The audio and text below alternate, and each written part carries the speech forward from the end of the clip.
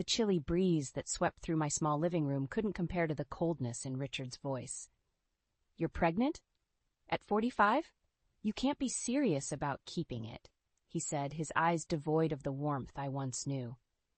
The news I thought would bring us closer had shattered the fragile veneer of our marriage. I stood there, my heart pounding, holding onto the back of the sofa for support. "Richard, it's a miracle we've been trying for." "A miracle?" He cut me off with a bitter laugh. "No, Eleanor, it's a mistake. A child at your age is bound to have problems. I won't shoulder that burden." His words were a slap across my face. 10 years of marriage, of shared dreams and struggles reduced to a heartless judgment. "So, what are you saying?"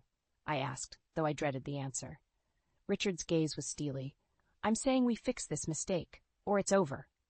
The room spun around me. Fix this mistake? He was talking about our unborn child as if it was a clerical error, something to be erased and forgotten. My voice was a mere whisper. "You mean an abortion, Eleanor? It's the only sensible choice." The word hung in the air between us, a death sentence for the life growing inside me.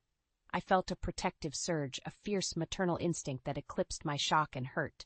"No," I said firmly, finding strength I didn't know I had. "I'm keeping this baby." Richard's face twisted into a sneer. "Then you're choosing it over me." "It," I echoed, my heart breaking. "This is our child, Richard." "Not mine," he snapped. "I won't be tied down to a middle-aged mother and a defective child. I have my life to think about." The man before me was a stranger, his ambition and pride warping him into someone unrecognizable. The realization hit me like a tidal wave. I had married a facade, a man who valued success and appearances over love and family. "So, that's it? After everything, you'd walk away?" I asked, tears stinging my eyes. Richard didn't waver. "I'm not destroying my life for this. If you're set on ruining yours, that's your choice." With those final words he left, his footsteps echoing through the hollow halls of our once happy home. I sank to the floor, my body racked with sobs, not just for the end of my marriage, but for the cruel reality that the man I loved had never truly existed. That night, as I lay alone, a hand resting on my still flat belly, I made a silent vow. I would bring this child into the world. I would give it all the love and care it deserved. And as for Richard, he would be nothing more than a bitter memory. Our paths had diverged, but I was determined to make mine one of hope, not regret. The morning light filtered through the blinds, casting long shadows across the room where I sat, a cup of untouched tea cooling beside me. Memories, like uninvited guests, flooded my mind. I thought back to the days before Richard, when life was a relentless uphill battle. Fresh out of college, with dreams bigger than my wallet, I plunged into the corporate world. It was a male-dominated battlefield, and every achievement was hard-won. I was a fighter, determined to prove myself. But my parents, ever traditional, saw marriage as the pinnacle of a woman's life. So they nudged me towards matchmaking sessions, hoping I'd find a suitable match. Then came the evening that changed everything. At a company party, I met Richard. He was different, or so I thought. He talked about his dreams of starting a business, his respect for hard-working women. "The future belongs to women like you, Eleanor," he had said, his eyes shining with what I believed was admiration. In that era, a woman aspiring for more than marriage and motherhood was frowned upon. Richard's words felt like a breath of fresh air. Our courtship was a whirlwind of promises and dreams. I was 35, he was 33. The modern couple, our friends called us. Richard's ambition was infectious. After landing a prestigious job, he soon left to chase his entrepreneurial dreams. I admired his courage, mistaking his arrogance for confidence. We married amidst a frenzy of optimism. But as time passed, the man I married began to fade, replaced by someone whose pride overshadowed everything else. Richard always spoke highly of his academic achievements and his superior genes. It was flattering at first, but soon his words took on a condescending tone. "I'm not like those factory workers," he'd say. "I'm destined for greater things." His disdain for others was subtle, but it was there, lurking beneath the surface of his charming facade. We were happy, or so I convinced myself. But as the years slipped by, a gnawing sense of unease took root. His entrepreneurial ventures were a series of unfulfilled promises. Yet Richard's arrogance only grew, his disdain for the less fortunate becoming more apparent. I realized then that I had been blind, blinded by the illusion of a life I thought we were building together. In my quest for love and partnership, I had overlooked the signs of the man Richard truly was. As I sipped my now cold tea, a sense of clarity washed over me. Richard's departure was not the end of my world, but the beginning of a new chapter. One where I wouldn't be overshadowed by his arrogance. I had lost a husband, but I had found myself. The office was eerily silent, the only sound the ticking of the clock and the distant hum of the city. I sat at my desk, the glow of the computer screen illuminating stacks of papers and reports. But my mind was elsewhere, lost in the labyrinth of my crumbling marriage. Richard's ambition had become an unquenchable thirst, driving a wedge between us. Our conversations, once filled with shared dreams and laughter, had turned into a monologue of his grievances and grandiose plans. "I can't believe we still don't have kids," Richard complained one evening, his voice laced with frustration. "Everyone we know has a family. What's wrong with us?" I felt a pang of pain at his words. We had been trying for a child for years, with no success. The hope that once lit up our home had dimmed, replaced by a heavy silence. "It's not something we can force, Richard," I said, trying to keep my voice steady. "These things take time." "Time? We don't have time, Eleanor. I need an heir, someone to carry on my legacy," he snapped, his eyes cold and unyielding. His words stung, reducing our dream of a family to nothing more than a transaction, a means to fulfill his desire for a legacy. I was no longer his partner, but a vessel for his ambitions. When I suggested fertility treatments, his reaction was explosive. "I will not have my child labeled as a test tube baby," he barked. "It's either natural or nothing." "But Richard, there's nothing wrong with seeking help," I started, but he cut me off. "No, Eleanor, I won't have my name tarnished. It's your responsibility to give me a child the natural way." His words echoed in my head, a cruel reminder of how far we had drifted from the love that once bound us. I was trapped in a marriage with a man whose pride and ego overshadowed everything, including my feelings and our shared struggles. That night, as I lay in bed, the moon casting a pale light through the window, I realized the bitter truth. My marriage was a facade, a hollow shell built on Richard's ego and societal expectations. The man I had fallen in love with was gone, replaced by a stranger whose heart was as cold as his ambition. I knew then that I had to make a choice, to stay and wither under the weight of Richard's expectations or to break free and find my own path. The decision was clear, but the journey ahead was uncertain. One thing was sure, though. I was no longer the woman who needed Richard's approval to define her worth. The small, sterile room of the doctor's office felt like a sanctuary compared to the storm raging in my life. I sat there, clutching the edge of the chair, my heart racing with a mix of fear and hope. "You're pregnant, Eleanor," the doctor announced, a smile touching the corners of her lips. "Pregnant?" The word echoed in my mind, a distant dream that I had almost given up on. At 45, this was nothing short of a miracle. A tear slid down my cheek, not of sorrow, but of overwhelming joy. "I understand it's a lot to take in," the doctor said gently. "There are risks at your age, but many women have healthy pregnancies. You're not alone." Her words were a balm to my anxious heart. I left the clinic with a newfound strength, a fierce determination to protect this unexpected gift. The joy, however, was short-lived. The moment I shared the news with Richard, his reaction was like a cold blade through my heart. "A baby? Now?" he scoffed, his face twisted in disbelief. "You must be joking. We can't have a child now. It'll ruin everything." His words, sharp and merciless, cut through me. This wasn't just any child. This was our child, a symbol of our love, now reduced to an inconvenience in his grand plan. "I won't have a defective child, Eleanor," Richard continued, his voice void of any warmth. "You're too old. Think of the complications, the judgment. No, we can't keep it." Defective. The word stung, a cruel label for our unborn child. My hands trembled with a mix of anger and sorrow. "This child is not a mistake, Richard. It's our miracle." "A miracle?" Richard laughed mockingly. "No, it's a disaster. I won't be part of this. It's me or the baby, Eleanor." The ultimatum hung in the air, a stark reminder of the man Richard had become. In that moment, I saw him clearly, a man blinded by his ego, incapable of love or compassion. I stood up, my decision firm and unwavering. "I choose the baby, Richard. I choose a life filled with love, not contempt." Richard's face contorted with anger. Fine, have it your way, but don't expect anything from me. We're done, Eleanor. As he stormed out, slamming the door behind him, I felt a sense of liberation mixed with the pain. It was the end of an era, the end of my life with Richard. But it was also the beginning of a new journey, one where I would bring a new life into this world, a life filled with love and hope, far away from the shadow of Richard's disdain. As the seasons changed, so did my life.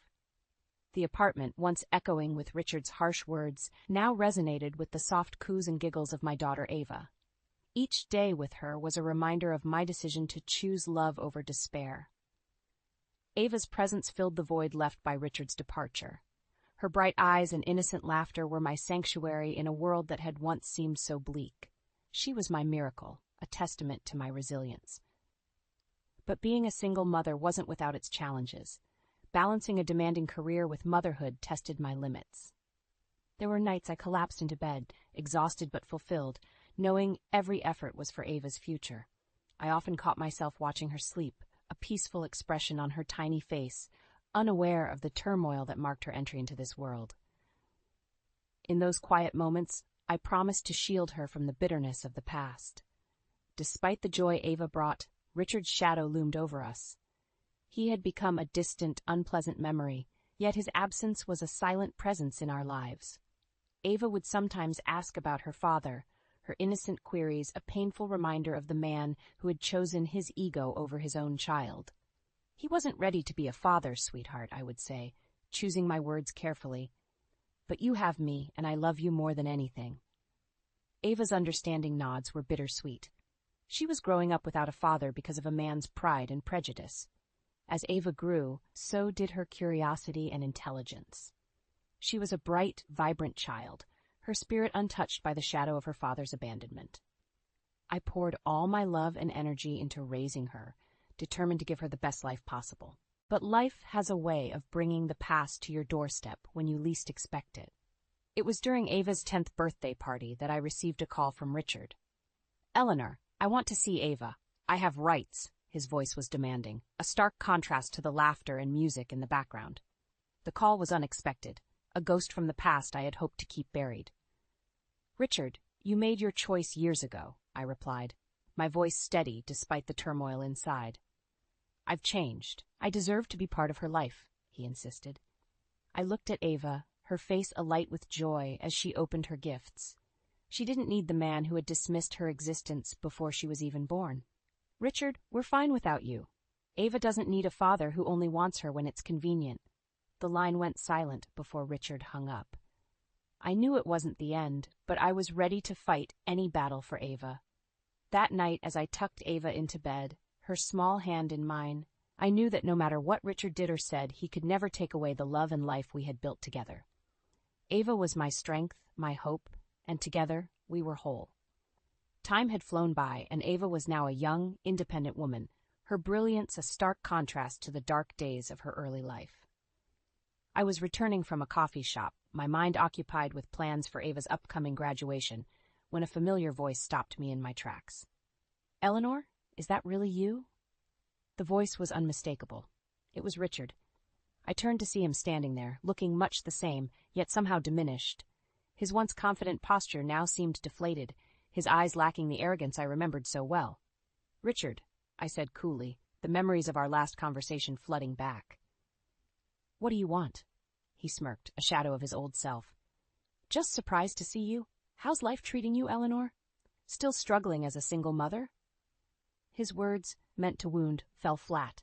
I had grown too strong, too far removed from his ability to affect me. "Ava is doing wonderfully, thanks for asking," I replied, my tone even. Richard raised an eyebrow. "Ava, right? Your daughter. She must be slow, struggling, just like her mother." The venom in his voice was familiar, but it no longer had the power to hurt me. "On the contrary, Richard, Ava is graduating top of her class. She's a remarkable young woman, despite your absence."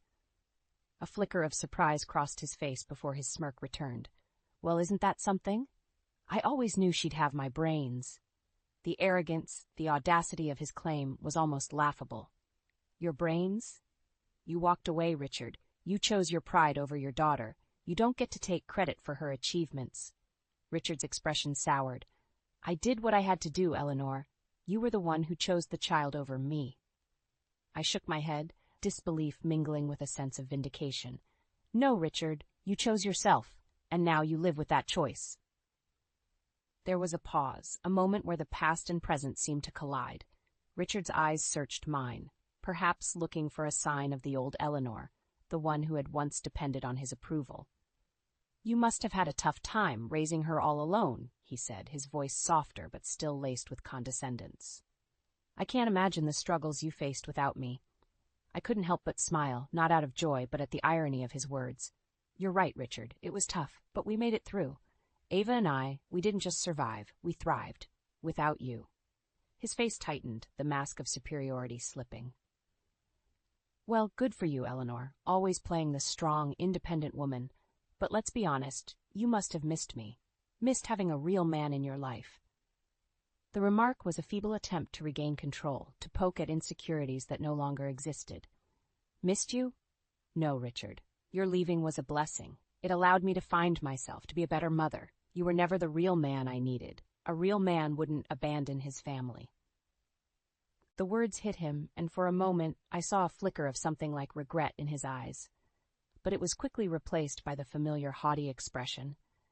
Have it your way, Eleanor. I just thought I'd offer a chance for Ava to know her father, but it seems you're still holding on to old grudges. I took a deep breath, the years of pain and strength coalescing into a calm, unshakable resolve. There's no grudge, Richard, only the truth. You walked away, and now we're better off. Ava doesn't need a father who suddenly shows up when it's convenient for him. She's got everything she needs.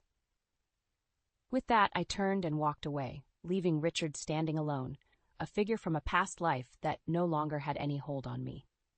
As I walked, I felt a sense of closure. A chapter finally closed.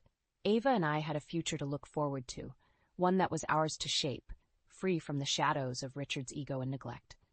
That evening, as I shared the encounter with Ava, she listened quietly, her maturity shining through her young eyes. I don't need him, Mom, she said firmly. We've done just fine without him. Better than fine. Her words were a testament to the life we had built together, a life of resilience and love, starkly different from the one Richard had envisioned for us. Ava's strength and determination were the true victories over the past, over Richard's abandonment. As I tucked Ava into bed that night, a sense of peace settled over me. The encounter with Richard had reopened old wounds, but it also reaffirmed the strength and love that Ava and I shared.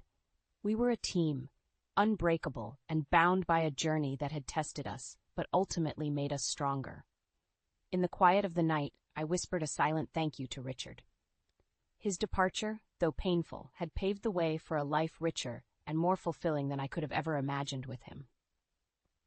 Ava and I were proof that out of the ashes of betrayal and hurt, something beautiful could emerge. The weeks following my encounter with Richard were a whirlwind of emotions, but Ava and I remained focused on her upcoming graduation.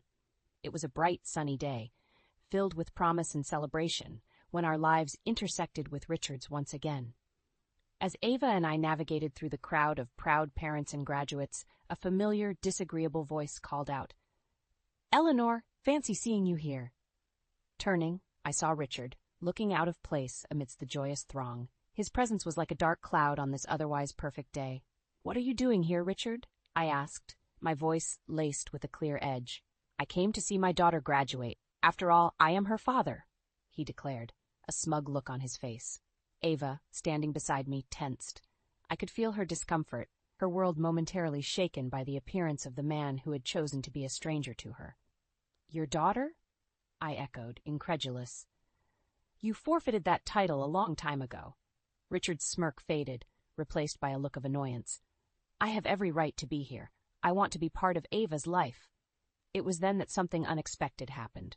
A young woman, around Ava's age, approached us. She looked at Richard with a mix of surprise and distaste. "Dad, what are you doing here? And who are these people?" Richard, caught off guard, stuttered. "And Natalie, this is Eleanor and Ava, my other family." Natalie's eyes widened, and she turned to Ava and me. "I'm so sorry, I had no idea about you. He never mentioned." Her words trailed off, the implication clear. Richard had kept us a secret, a hidden chapter of his life. Ava stepped forward, her voice strong despite the situation. It's okay. We've managed fine without him. Richard's face reddened, his facade crumbling. Natalie, let's not do this here, he muttered. But Natalie wasn't finished. No, Dad. You need to hear this. What you've done is unforgivable. You can't just walk back into their lives because it suits you. The confrontation attracted a few curious onlookers. Richard, now visibly shaken, looked around, his pride wounded. Eleanor, Ava, I'm truly sorry for my father's actions, Natalie said sincerely. I had no idea. Before Richard could respond, Natalie took his arm, leading him away from us. Over her shoulder, she mouthed a silent apology. As they disappeared into the crowd, Ava let out a deep breath she had been holding. I'm glad she knows the truth now, she said quietly, her eyes reflecting a mix of relief and newfound resolve. Yes, I replied, feeling a sense of closure washing over me. It's time everyone saw Richard for who he truly is. The graduation ceremony proceeded, a celebration of achievements and new beginnings. As I watched Ava walk across the stage, her head held high, pride and love filled my heart. She was the embodiment of strength and grace, untouched by the shadow of Richard's neglect. After the ceremony, as we mingled among the crowd, I noticed Natalie approaching us again, this time alone. Her expression was one of determination and sincerity. Eleanor, Ava, I just wanted to say, seeing my father today, the way he acted, I'm embarrassed, and I'm sorry, she said, her voice earnest. Ava smiled softly, a gesture of understanding and forgiveness. Thank you, Natalie, that means a lot to us. Natalie nodded, then added, I hope we can move past this. I'd like to get to know you both, if that's okay. Her offer was genuine, a silver lining in the cloud Richard had cast over the day. We'd like that, I said, smiling. It's a chance to start anew, on our terms. As Natalie left to rejoin her family, I looked at Ava, her face beaming with pride and accomplishment. This day was hers, a testament to her hard work and resilience. Walking back to our car, Ava slipped her hand into mine. Mom, we did it. Despite everything, we made it. Yes, we did, I replied, squeezing her hand, and we'll continue to do so together. That day, as we drove home, the sun setting in a brilliant display of colors, I knew that the path ahead would be filled with challenges and triumphs. But with Ava by my side, there was nothing we couldn't face. Richard's attempt at reconciliation had backfired, exposing him for the man he truly was. It was a form of justice, a poetic end to his years of arrogance and neglect. In his quest for a perfect life, he had lost everything that truly mattered. As for Ava and me, our journey was just beginning, a journey of hope, love, and endless possibilities. Richard was a part of our past, but he would no longer define our future.